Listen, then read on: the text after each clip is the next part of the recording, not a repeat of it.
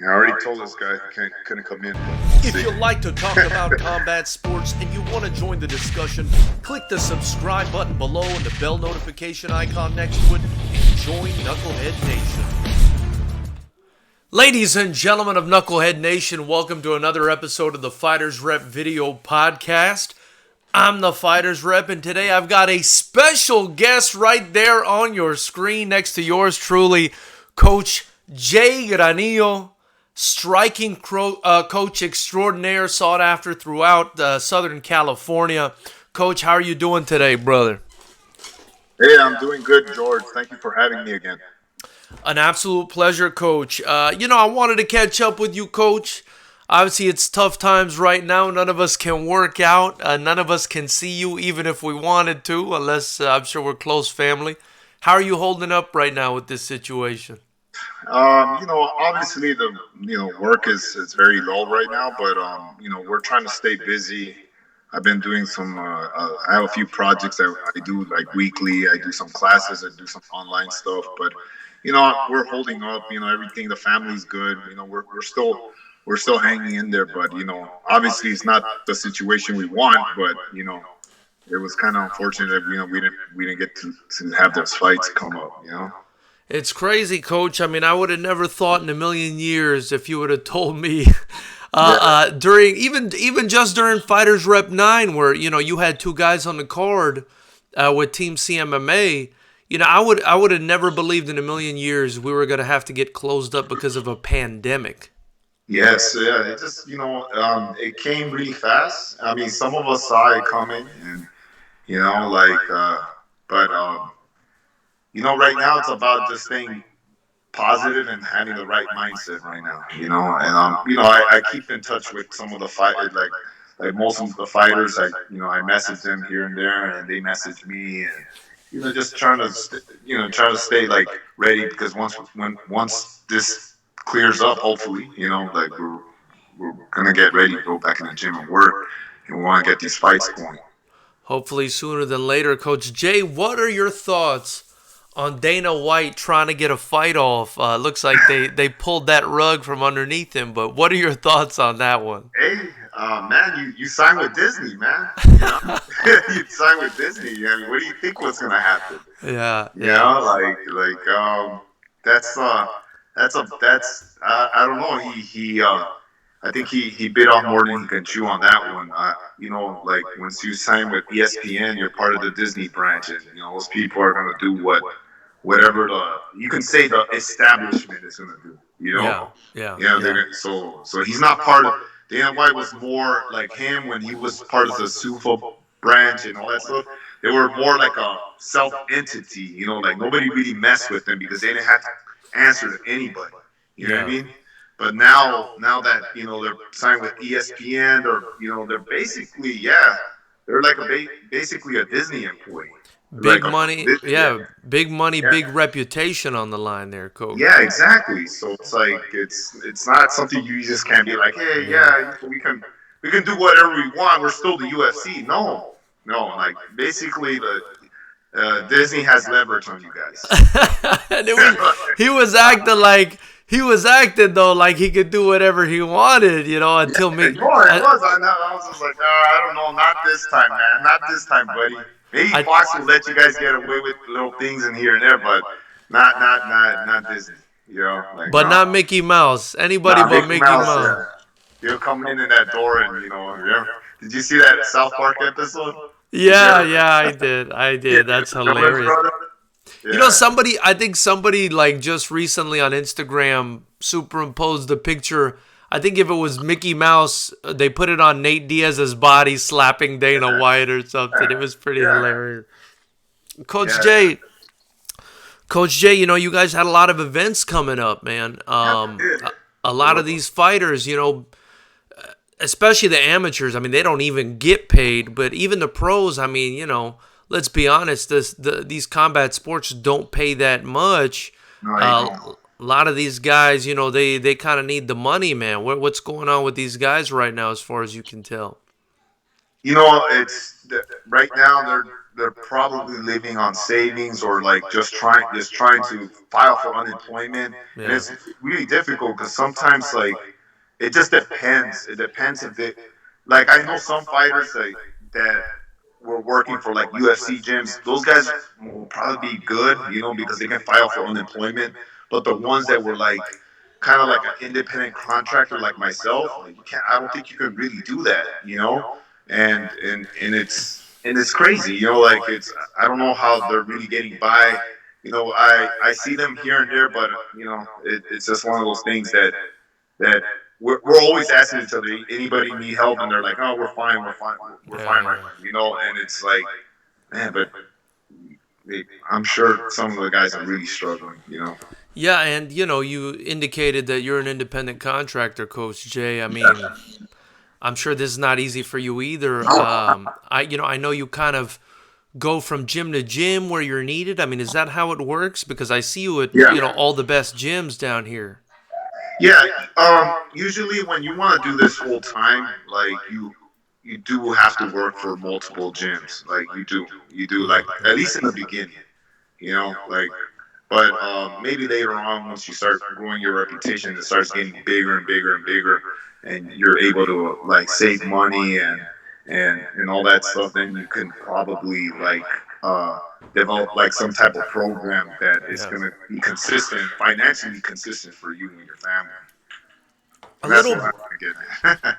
No, I appreciate that. A little background on you, Coach Jay. Just so people know, I mean, I know you're a former fighter. Looks like a combat. You had some veteran experience.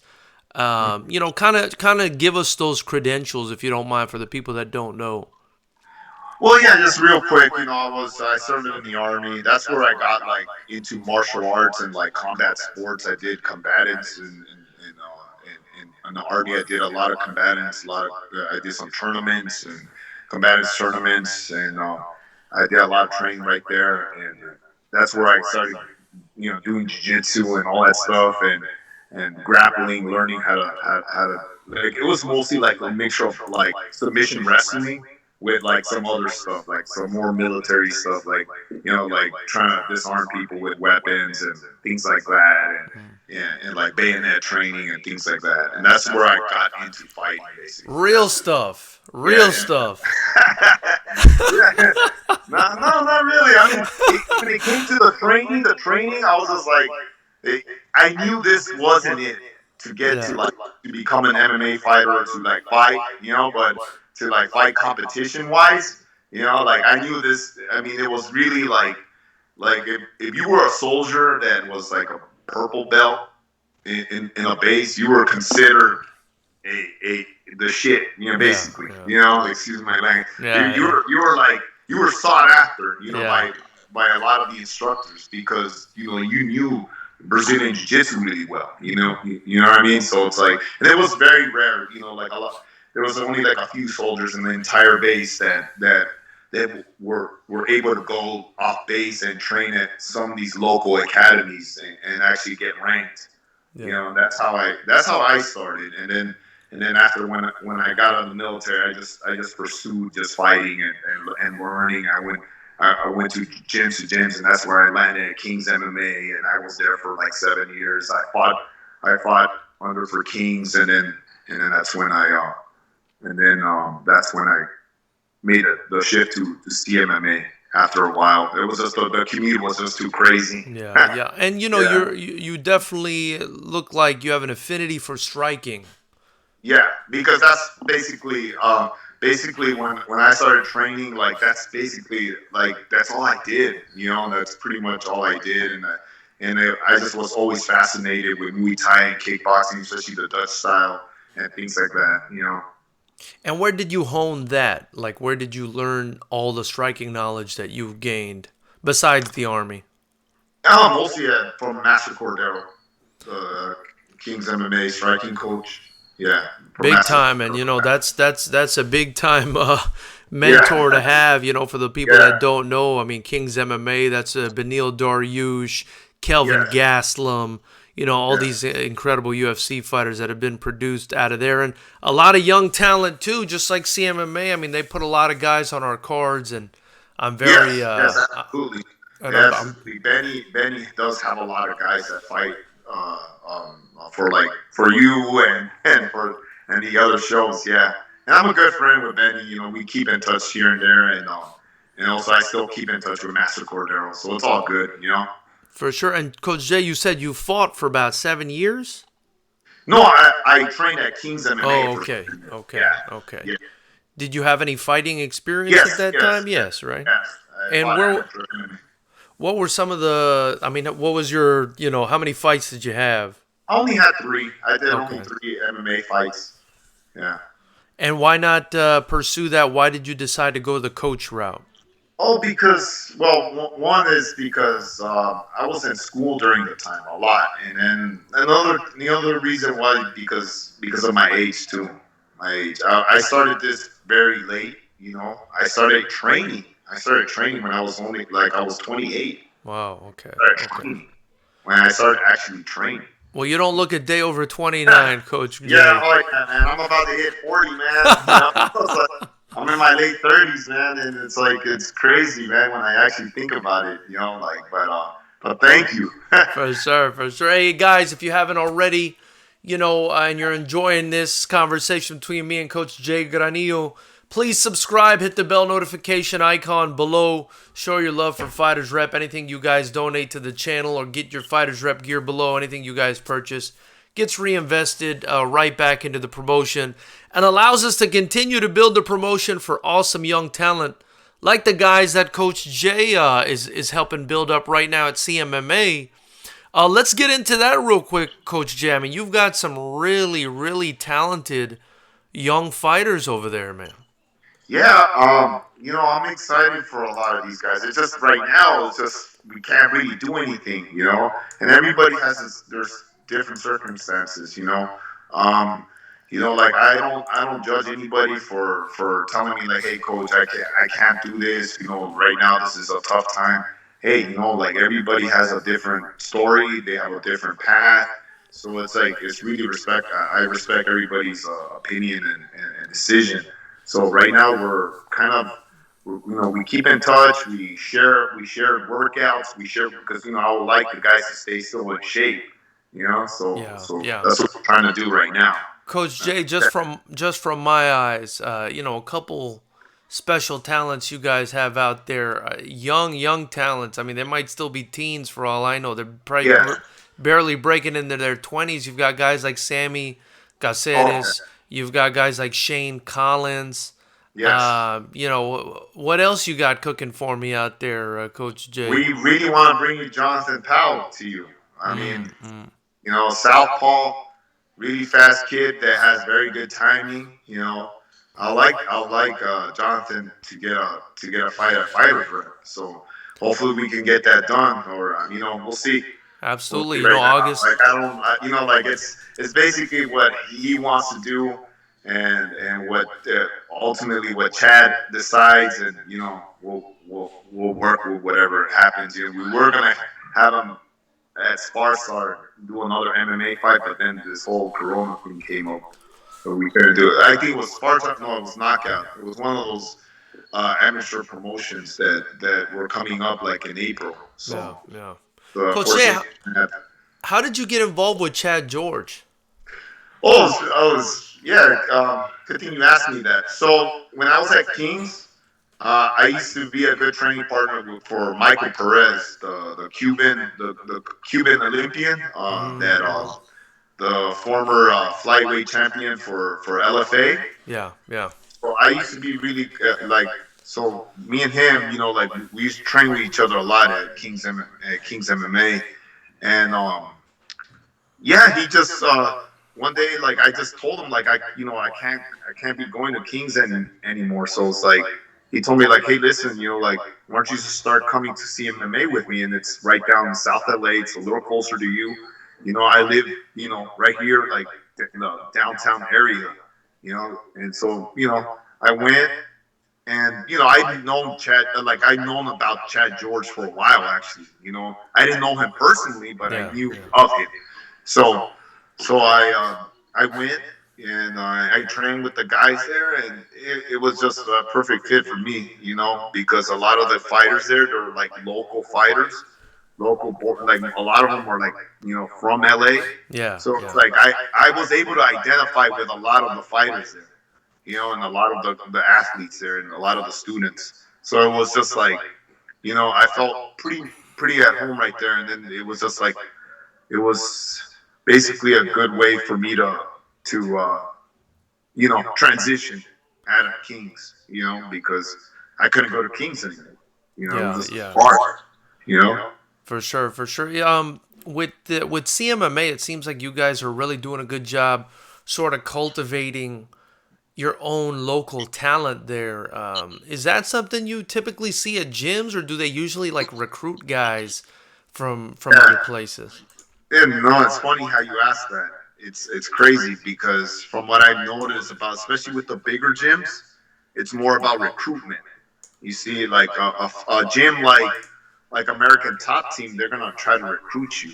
Like if they see you, coming out of the coming out of college as a NCAA champion or something, or at least a competitor in some of these high level wrestling college wrestling tournaments, they're gonna try to recruit you. Yeah, And, yeah. but no, CMMA is very local. It's a more of a community gym in my eyes. And it's pretty incredible considering the level of talent. I mean, the guys are really, you guys tend to do a really great job as far as the grappling tournaments. And now, I feel like in the past year or so, definitely. I mean, since I started Fighters Rep doing only kickboxing, you guys have really excelled on the striking front too. That was almost something that Chad seemed hesitant about, but now he's like wide open to it. Have you Yeah. have you noticed his attitude sort of change in that regard? Like I really, to be honest, I didn't really notice it. I Yeah, didn't really yeah. notice it, but maybe you're coming from a different perspective, of course, because you're the promoter. You're coming in like, hey guys, I need some fighters. Yeah, yeah. So, but like we talked about it. Like he'll tell me like, hey, listen, I want to get the guys in the next fighters rep, and what do you think about this fighter? What do you think about this? And he'll always ask me like what do you think about this fighter entering this tournament, this event? And I always give, of course, I'm going to give him my honest opinion. Yeah, Like yeah. and that's how it was. And we realized, like, man, our guys can strike. Our guys, Yeah, yeah, they like, can. dude, why can't we? Like, if we send our guys to these tournaments all the time, these jiu-jitsu tournaments all the times, why can't we do the same thing when it comes to kickboxing events and stuff like that for them to get experience? Most of these fighters, they want to pursue a career in MMA. At least more than half of them. Yeah, yeah. And and they want to fight mixed martial arts. So it just makes total sense if they're competing at the high level in grappling that they compete in a high level in striking as well. You know, I and really that's love just it. gonna yeah, that's just I gonna marinate their game better, in Yeah, I my really opinion. love it, Coach Jay, because Yeah, Chad obviously he's an MMA guy. He yeah, comes from a very a pretty decorated MMA background as well as a grappling background, and obviously it was moving forward as an MMA school. And I told him, look, because I was doing MMA shows at first, yeah. and I told him, look, striking is my passion, and Mm. I do think that we're gonna keep working together, and you're probably gonna end up building a great striking aspect in your academy as well. And he was like, "Yeah, we'll see what happens." And now he seems a lot more excited about it, especially since he brought you on. It seems like you've made a good difference on the team there. Yeah, I mean it's been an experience, to be honest. It's like it's been like an experience. I've been enjoying the experience like through and through right now. So it's like I'm excited for a lot of the fighters. There's even fighters that I haven't really told you about that want to fight, and that they've told me like, hey coach, I want to fight and I want to do this, do this. What can I do to get myself ready? What can I do? Like what are the proper steps, things like that. And I always tell them like, listen, like at first I always tell them like, listen, I'm gonna look, I'm gonna observe, I'm always gonna just observe at first, see what you do, how you carry yourself in the gym, and things like that, and then we'll make decisions after that. Is there anyone in particular we should be looking out for, Coach Jay, that we don't know about already? I already told you about Jonathan, right? Jonathan Powell. Yeah, yeah. There's a few fighters, but I'm like, Nico. Nico's a really good, talented kid. That I'm like, man, like that kid. That kid looks good. That kid Yeah. looks good. Very young, very mature for his age too. Nice, Like nice. I remember when I talked to him, and when the first few times I talked to him, I thought he was like 26 years old. To be honest, I was like, because the way the kid carried himself, you know, and I was just like, he's probably like in his mid 20s, maybe past that a little bit. Yeah, yeah. And when I asked him, how old are you? And he's like, I think he was only like 18. I think he's only Wow. like 18 or something like that. Wow, man. Wow. Kid is so good, very, very, very diverse when it's striking. He doesn't he's not very traditional. Like, he does think outside the box. He's not afraid to try new things. Hmm. So like I always like that in like fighters. So it's good. So What I and he really told enjoy. I'm sorry, go ahead, Coach Jay. and he told me to. And I'm sorry, but he was one of the other fighters, other students that told me that he has interest in competing very soon. So looking forward to seeing how he develops. Hopefully we can make it happen on August 21st, just so everybody knows. I mean, we had to obviously cancel the May 29th event because the California State Athletic Commission shut down all combat sports at least Oh yeah. through June 1st, so we had to cancel that. Now I think they've gone maybe even beyond that. But so Fighters Rep 11 was supposed to happen on August 29th, and it looks like now, since Fighters Rep 10 was postponed, it'll go to that date on August 21st. So hopefully we can get you guys on that card, and hopefully everything will be back to normal, man. You know what I mean? Back to normal. Yeah, it's been crazy. So like, I mean, I know a lot of the guys are like ready to get back in there, so. Yeah, Yeah. yeah. One thing I love, and I guess you probably feel the same way. You could let me know is when Chad talks to me about these young guys, Shane Collins and Sammy and Yeah. Jonathan Powell and all these guys. He says he tells me, "Holy shit, man! Like they're just kids, Like how good are these guys gonna be when they get older? He's very high and excited on them. As am I, as someone who's seen them compete. How do you feel about this next generation of talent you're bringing up? Well, we're gonna see. Like, I feel what's gonna happen is a lot of these fighters are gonna be very. How could I say? They're already very diverse when it comes to their striking, but I think it's gonna be more. It's gonna be more. It's gonna become the game between inches. You see what I'm saying? Yeah. Right in millimeters. And right now, like you see the changing of the guard a little bit when it comes to MMA. But hold on, hang on. Somebody, I had an incoming call. Sorry. It's all good. It's all good. Yeah, but I think right now there's gonna be like a lot of the fighters are gonna have very diverse striking, and I think a lot had to do, and maybe you may agree with it, had to do a lot with the Conor and Mayweather fight. Wow. Okay. Okay. Because, and I'm gonna tell you why. Because I see a lot of MMA fighters training boxing now. Mm.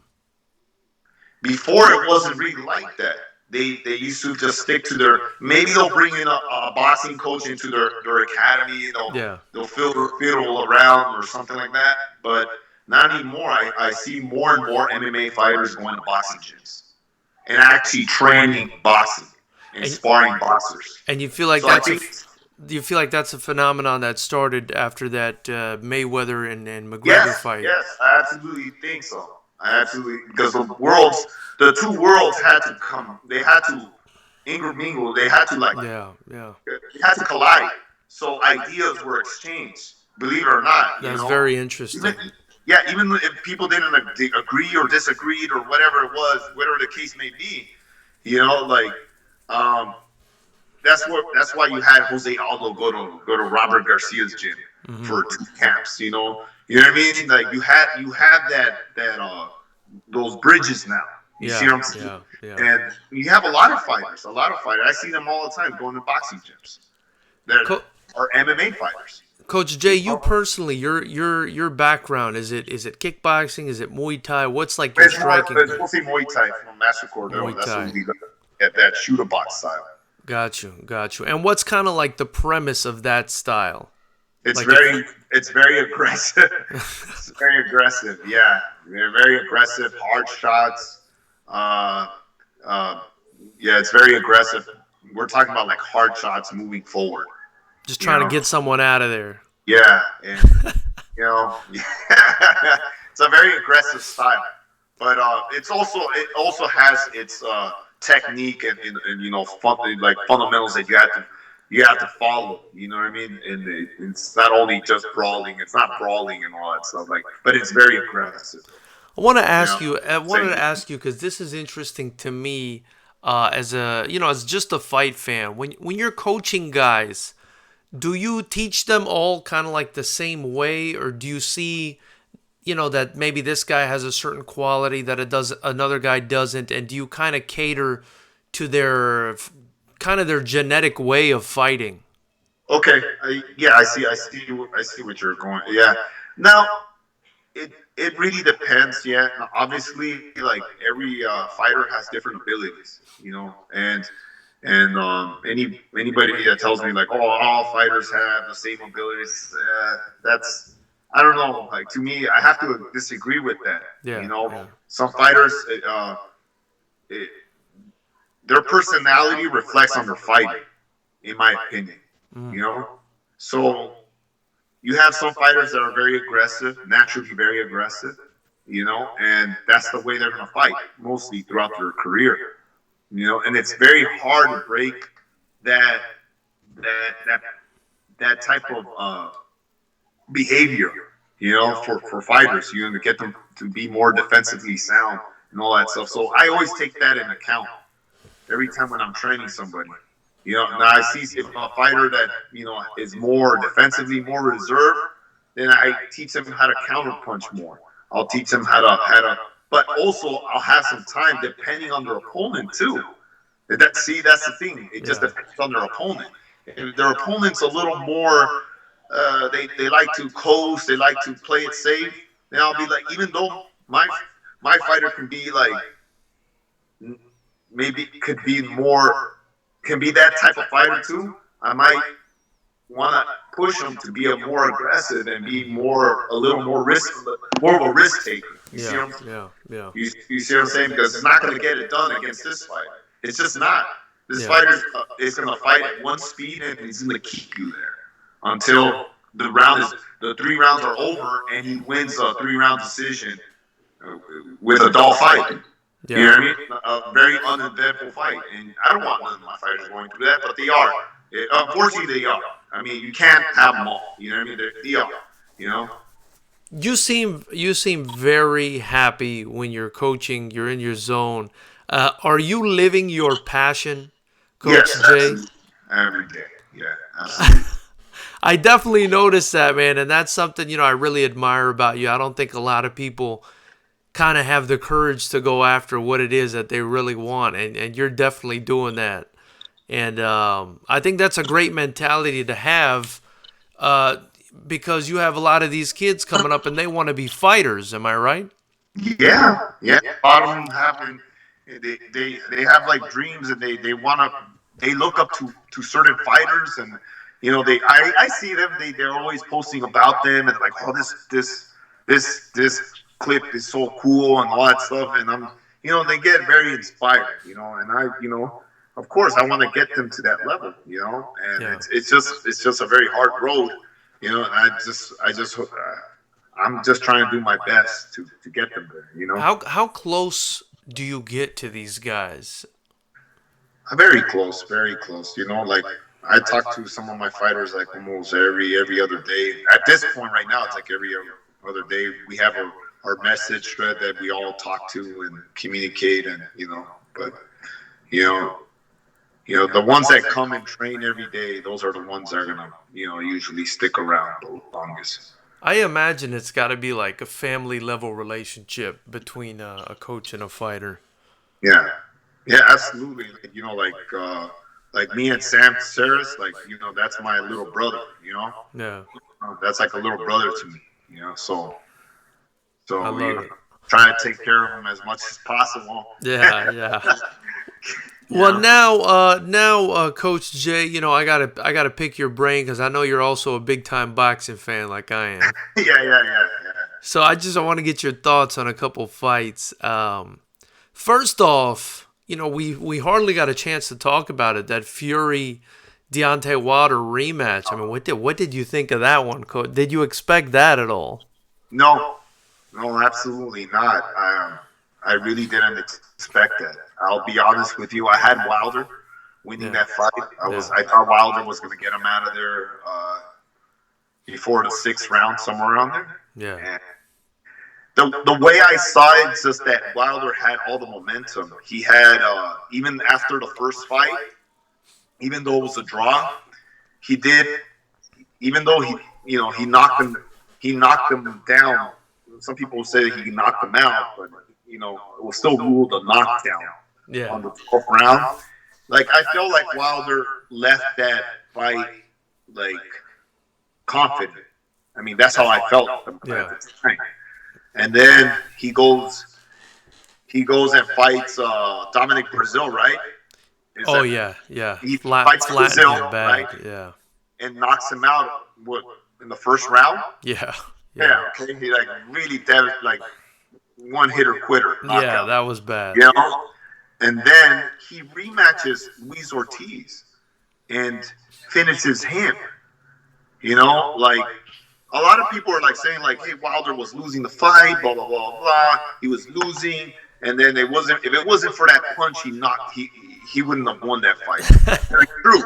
Very true. Okay, that's fair. That's a very fair assessment of that fight. But the way I saw it was Wilder knew he was gonna land that fight. I mean, land that punch eventually. Yeah, He knew it. He knew it, and he was gonna line it up. He was just gonna wait until Luis Ortiz tires out a little bit, and he was gonna line up that right hand, and that's what happened. And so, in my opinion, Wilder came with a better momentum in that rematch against Fury. Fury was fighting these guys that we never heard of. Like what was the yeah. guy Tom Schwartz and the other Otto Valine. Yeah, Otto Valine, and he signed that deal with understandably so. Like I think when it came to a market aspect, like a promotion, uh, uh, perspective, I think it was good. It was good. Like he signed with Top Rank. He went to the WWE, promoted himself.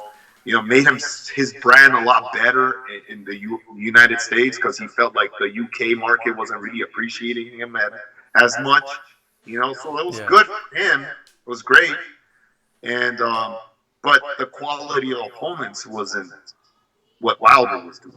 for sure, That, for sure, for that's sure. my thing. And then so coming into the rematch, I was just like.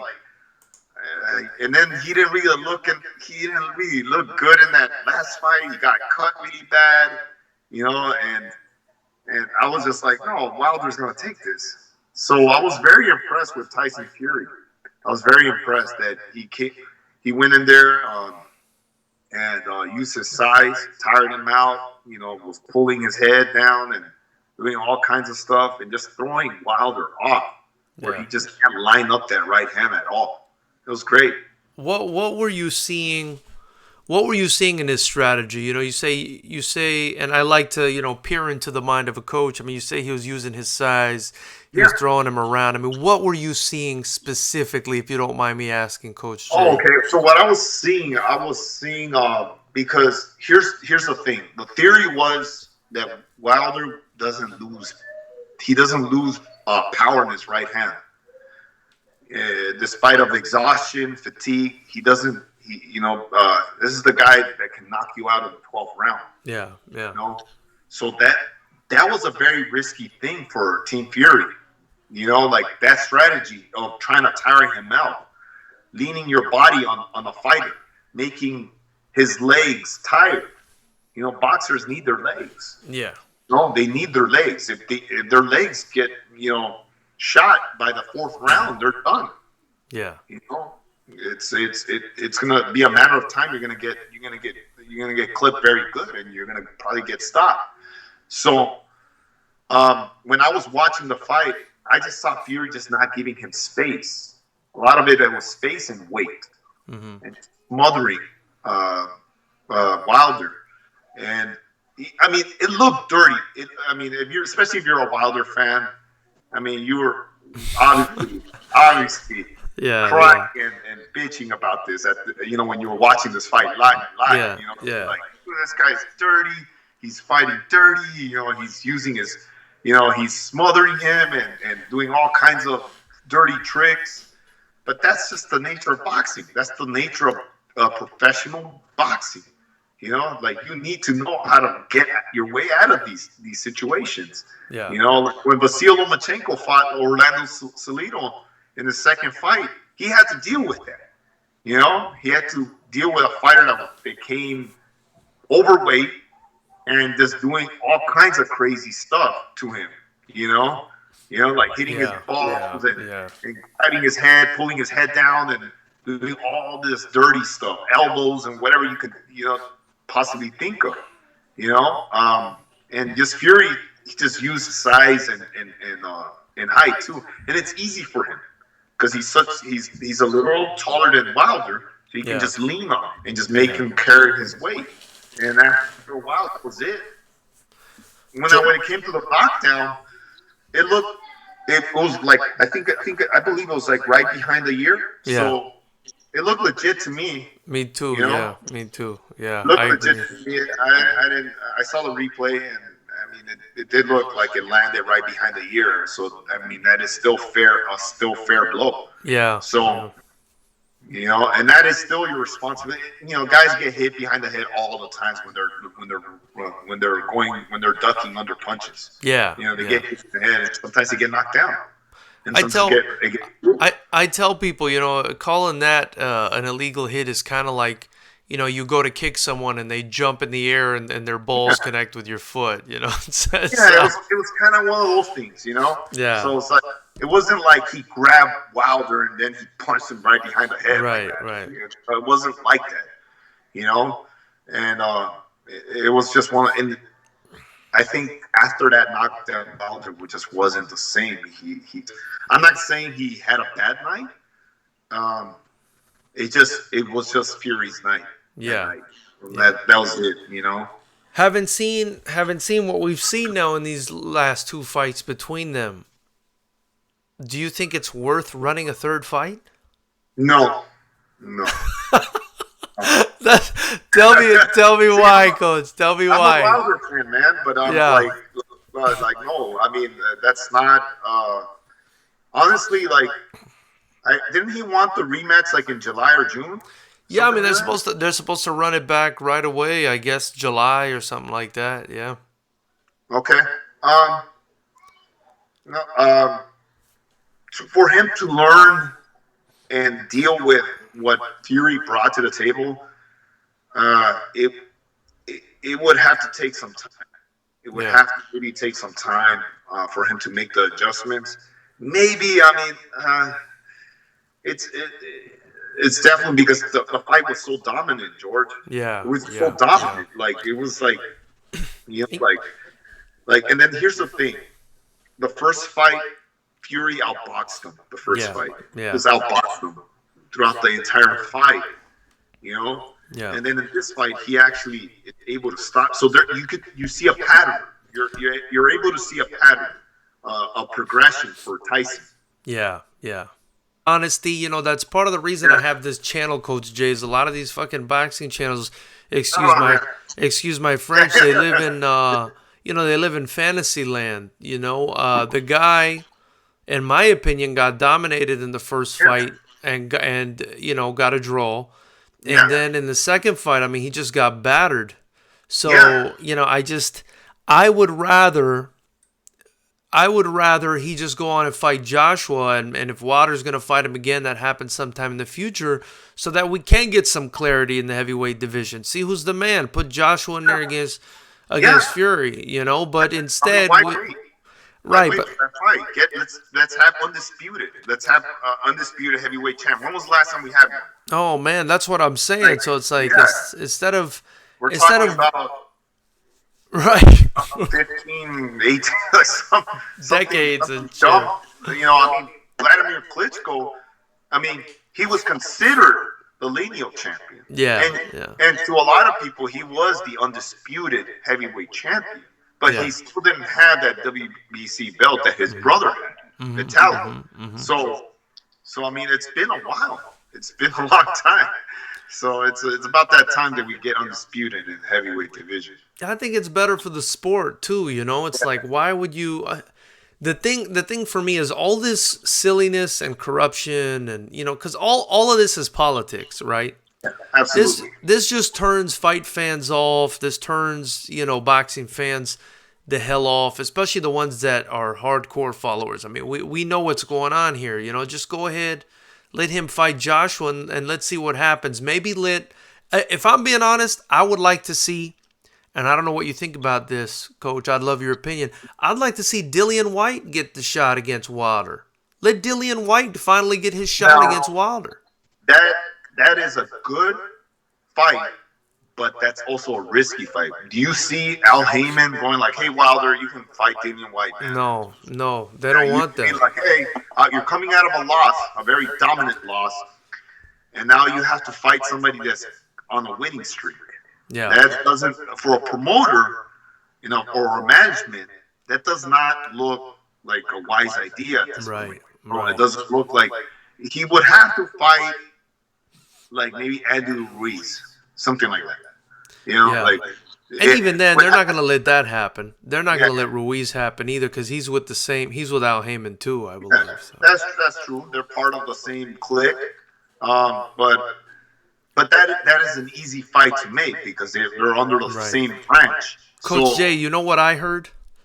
Yeah. I heard that Andy Ruiz will likely be fighting, and I don't know how accurate this is, Chris Areola. That's what I mean, all respect to Chris Areola, right? But fuck, man. He's him and Dick White are going back and forth on social media. I think, I don't know, it was something like that. And I don't, honestly, like, I think Andy, he's a very talented fighter, but I think the discipline is something that he needs to fix before he starts calling out some of these top heavyweights. That's just my opinion, and he just needs to figure that out before he even steps in there with like Dillian White, because Dillian White's very hungry right now. Very hungry. That guy's focused right now. I question his honesty when it comes to his the bad juice, the juju stuff. but still, like, he's very hungry. He's very hungry fighter. So it's a very risky fight for any Al Heyman fighter right now. So it's like that's why I'm not surprised nobody's lining up to fight him. I just see it right now. I'm just such a fan of Dillian White because he's such a throwback dog, Coach Jay. He just wants to fight everybody. You know what I mean? Yeah. Well, we'll see. We'll see. I mean, the guy who was he scheduled to fight? He's fighting Povetkin. He's gonna fight Povetkin. Yeah, he's gonna fight Alexander Povetkin, and then is Joshua still fighting Pulev? He is. He's gonna be fighting Pulev. Yep. What do you think about those fights? They're your Povetkin. He should win. Povetkin's old. Yeah. He should win that fight. I want to say Dillian will probably get an easy 12-round decision over Povetkin. Yeah. Because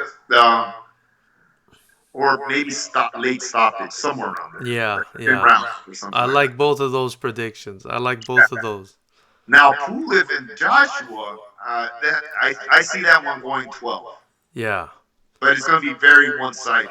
It's going to be all Joshua. It's going to be all Joshua. Yeah. Pulev is good. He's really good. His resume is really good. You know? He's a bit of a, he's more of a live dog, I think, than Povetkin will be against Dillian White, assuming Dillian White comes in shape and hungry, not like he did in his last fight. But if he's hungry and he's in shape, I'm like you. I think he handles Povetkin. But I do think Pulev is. I mean, Pulev, even though he got knocked out by Klitschko, he never lost outside of that, and he's Yeah, pretty. that's what I'm saying. Yeah, yeah, That's exactly what I'm. That's where I'm going. It's just like yeah. his only losses to Vladimir Klitschko. Right, right. In a while. So I'm like, oh wow, like I don't know. This is not going to be a walk in the park for AJ. It's Yeah, like yeah. so AJ, but I think AJ has learned. I think he's learned a lot in the last year, and I think he's gonna know what to do against uh against Pula. For sure. We've got Lost One in the chat as well as a few other people. Thank you guys for tuning in. If you haven't already, hit that subscribe button, the bell notification icon next to it. Anything you guys donate in the super chat or any items you pick up in the links below, Fighters Rep merch gets reinvested right back in to Fighters Rep, helping us build, believe it or not, Coach Jay, the only kickboxing promotion in the entire state of California with a pro license now. So that's definitely something to be excited about. And Lost One says, "Hey man, I like this guy." He's referring to you, Coach Jay. If you guys like, Thank you, man. if you guys like Coach Jay, he's definitely a likable guy. And look, he's not beholden to anybody. He's not tethered to any promoter or whatever. So he's gonna just keep it real and tell you how he feels about these fights, just like I do, because that's what this channel's about. We don't brown nose anybody. We just tell it the way we see it. And if you want to give Coach Jay a follow, you can see it right here on the screen. There it is, at @GGranillo_MMA. Give him a follow. Show some love, man. You have been putting some fantastic tips on your Instagram channel, Coach Jay. I've been mostly coaching my son, though. Yeah, I saw that too. I'm mostly training my son. And, he's getting it. Lost One is saying that people underestimate Pulev a lot. Very, very good timing. JJ cannot sleep on him. No, they can't. They can't. This is. I'm excited for the heavyweight division right now. Just besides this pandemic going on, but it's great right now. It's just like I was telling my brother the other day. I was telling my other friends, my other close friends, and my brother, like, dude, we're all talking about like, man, heavyweight boxing is back. It's back. It's like almost like the 90s. It only took 30 years, Coach Jay. Yeah, 90s. I mean, I remember as a kid watching Mike, and like my dad taking us to his friend's house and watching Mike Tyson against Evander Holyfield, and like those days. So it's like I'm like, man, these things are back. It's exciting times, but. Man, it really is, man. I'm like so pumped about the heavyweight division. And Coach, we definitely need to sit down and I don't know if you drink, but have a beer and watch some heavyweight fights coming up soon. Lost One also. Lost One also says, how does Jose see a Fury AJ fight going?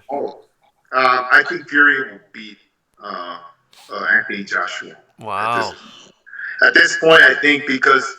The reason why I say this is because I think Tyson has more dimensions in his striking and in his overall boxing ability.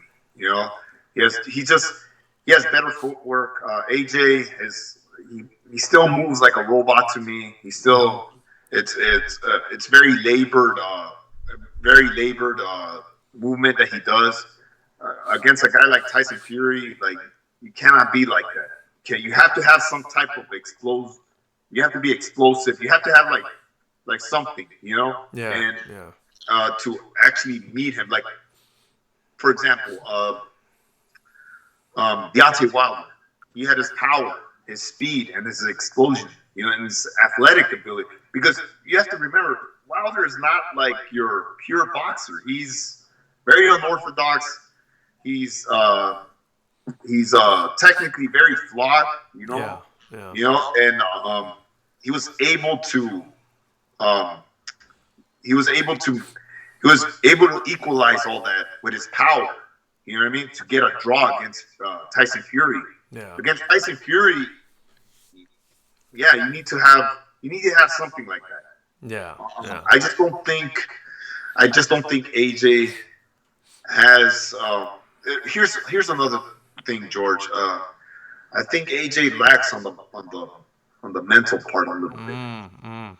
Give it to me, Coach. Let me know. What do you mean? Why do you think that? Why do you think that? Because the guy, he's just really not, like I don't know. I see it. I can see it in some people. Like he's just not, you can throw him off real quick. And the fight against Andy Ruiz, I kind of saw it. It kind of solidified, it kind of validated everything I thought about his mental state. And I think somebody like Tyson Fury is very frustrating, especially before the fight. Yeah.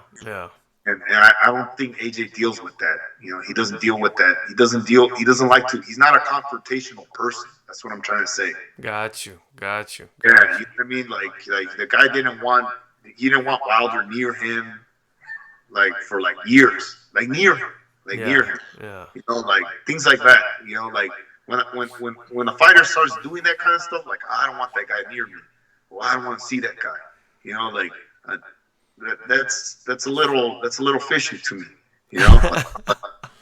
He doesn't have that mean. Is it the mean streak? He's lacking that bit of a mean streak. You think? Yeah. Like he doesn't. Yeah, that's exactly. He's not.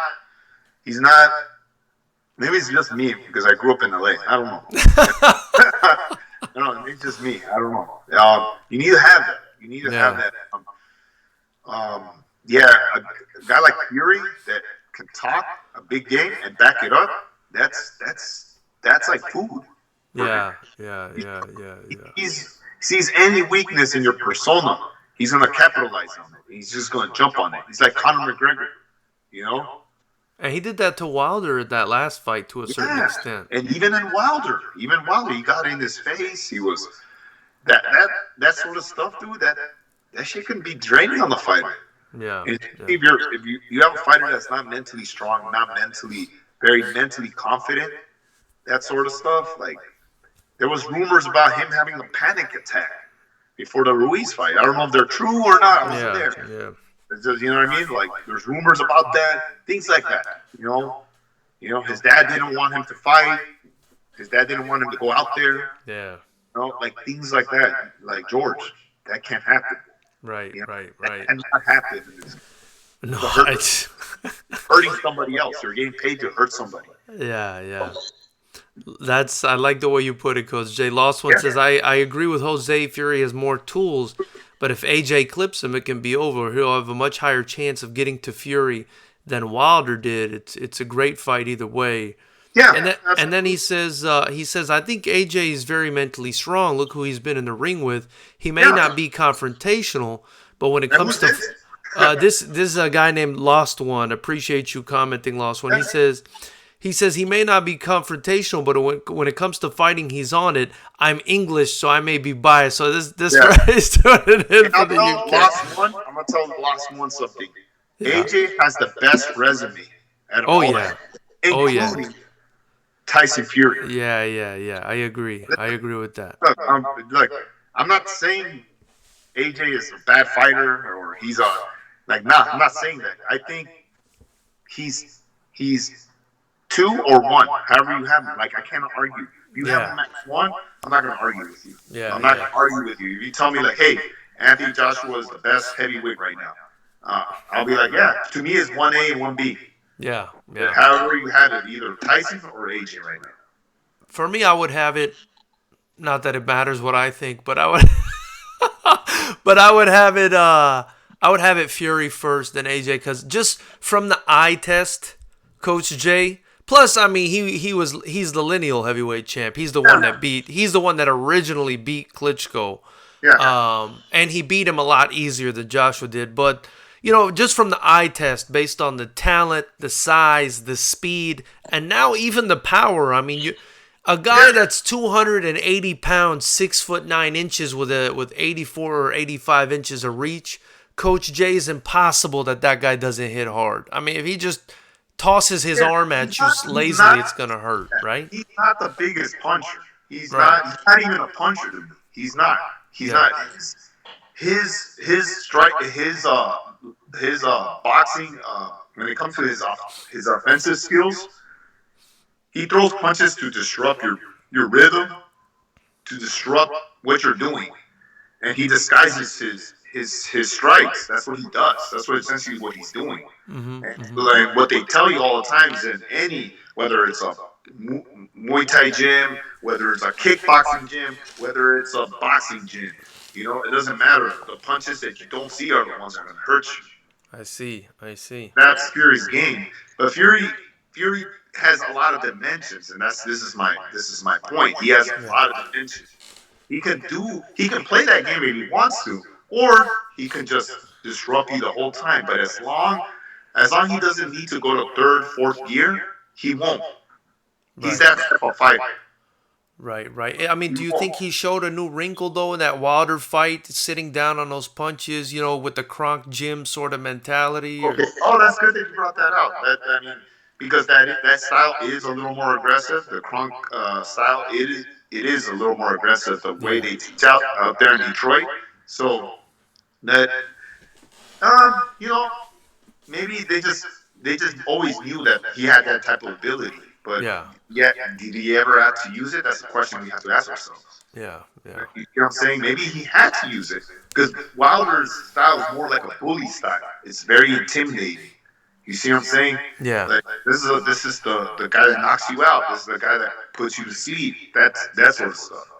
What happens when you push the bully back? You see what He I'm doesn't saying? know what to do anymore. Right. Right. And he Right. said it best too. Tyson Fury. He was like, "Hey, in the 12th round, after he knocked me down, I got up and I pressed him, and I realized then that he just didn't know how to fight backwards. He didn't know how to move Yeah. backwards." Yeah. And he told himself, like, I just need to be more aggressive with this guy, and I can beat him. I mean, man, what an interesting series, Coach Jay, and what an interesting time for the heavyweight division. Lost One says this is a bit of a random one, but does Jose think Billy Joe has a chance with Canelo Alvarez? I'll tell you this, last one. I know you're from the UK and everything, so I think he does. I think he does. I think he does because Canelo doesn't have fast feet. That's the problem with Canelo. Canelo has excellent timing, excellent upper body movement, excellent counter punching ability. But to catch somebody like Billy, well, here's the thing. The only problem with Billy Joe Saunders is that sometimes he tends to fight down to his opponent's level. Yeah. He can't do that against. I mean, I don't think that's going to be an issue against Canelo because Canelo is a high level fighter, very high level. Coach Jay, let me tell you, I am absolutely eating this up right now because I feel on every topic we've discussed like 100% in agreement with everything you're saying. By the way, huge shout out to Lost One, who just showed tremendous generosity and donated £5 to the or €5 to the chat here.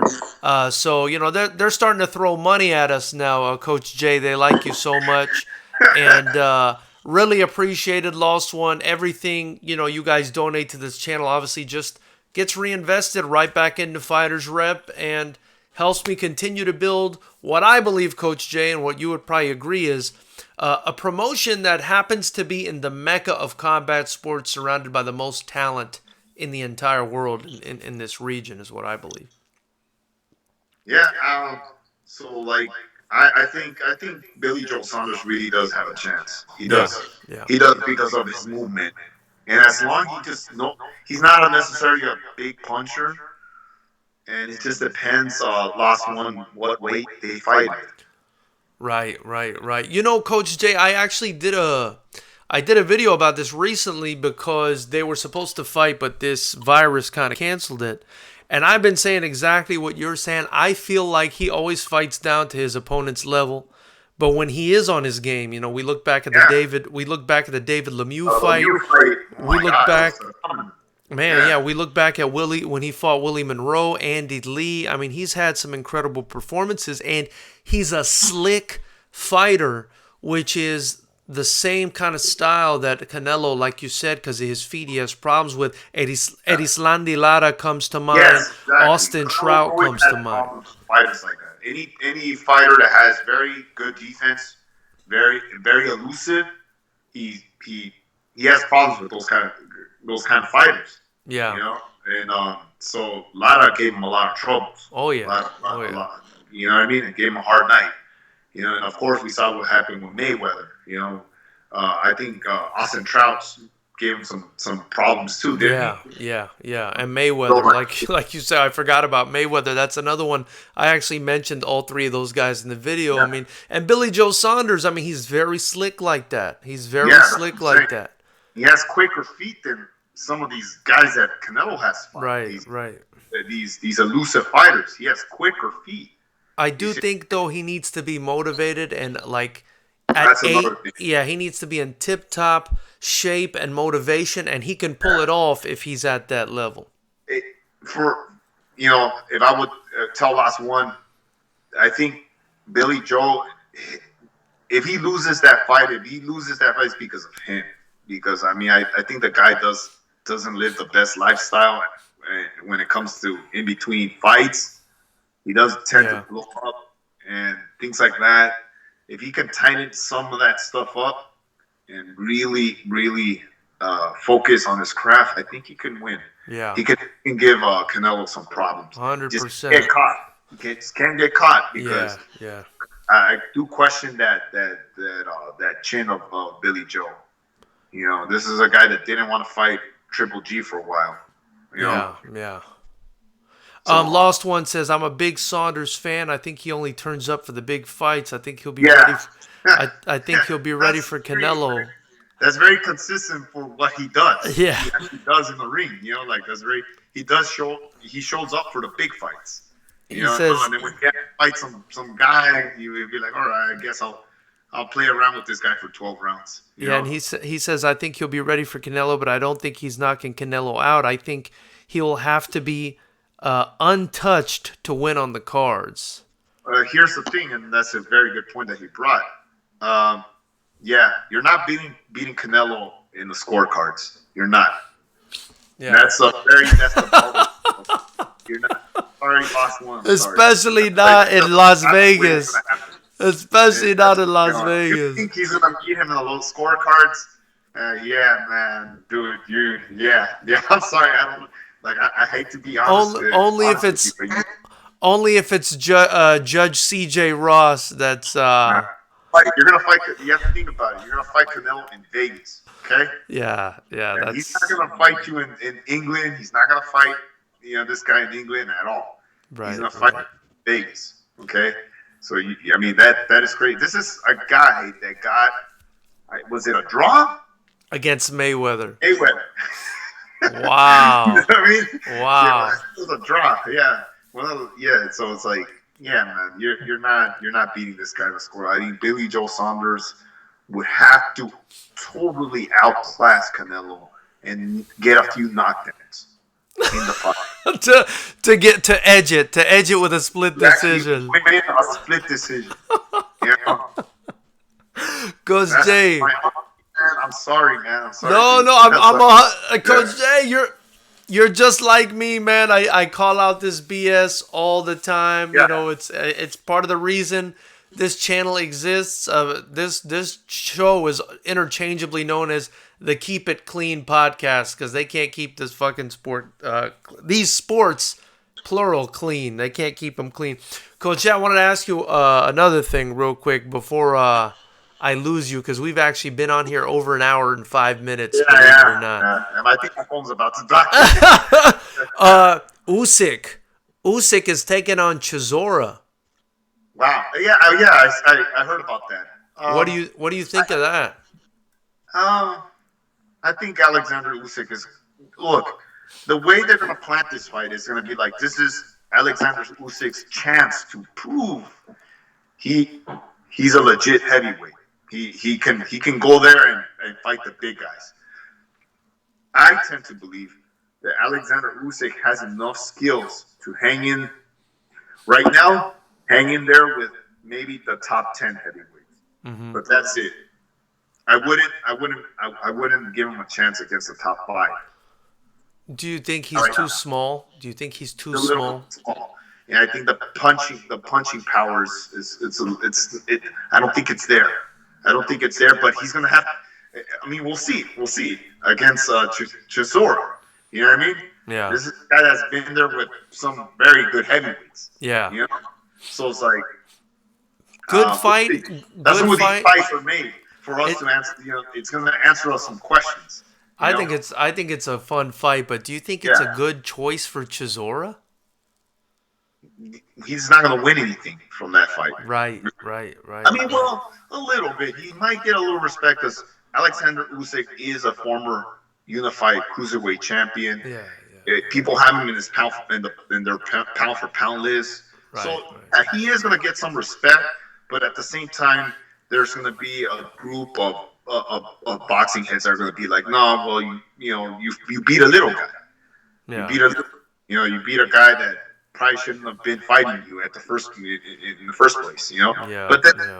that's just the nature in boxing right now. That's always been the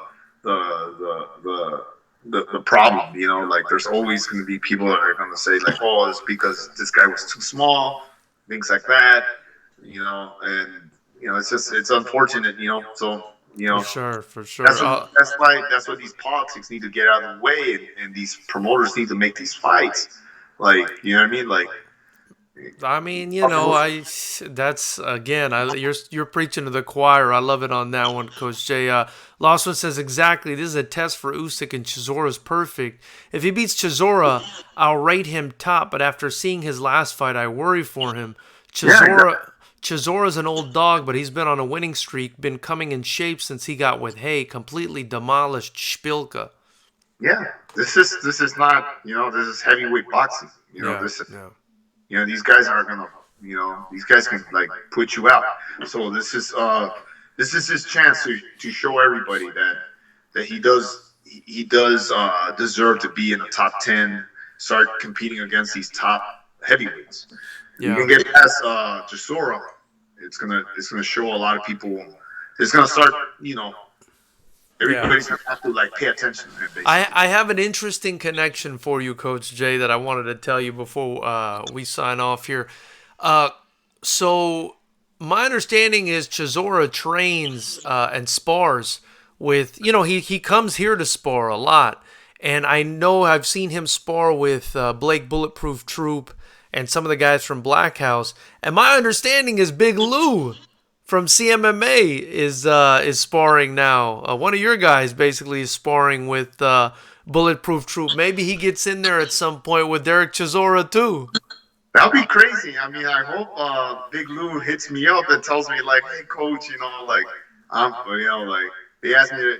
It's one of those things. It's sometimes like high profile fighters, they see a fighter like that and they're like, it just depends on the fighter.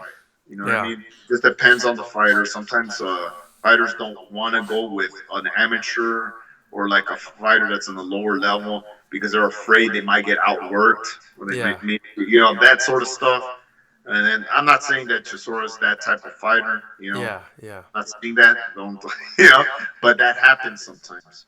So I hope, if Lou does turn heads whenever he spars and gets invited to, because you never know. Like, that's what happens.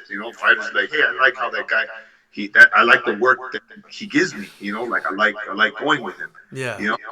And that'll be a great opportunity for him because he's just going to get better from, going against a top heavyweight in the world. I mean, that's just an opportunity for any young fighter, any up and coming fighter. For sure.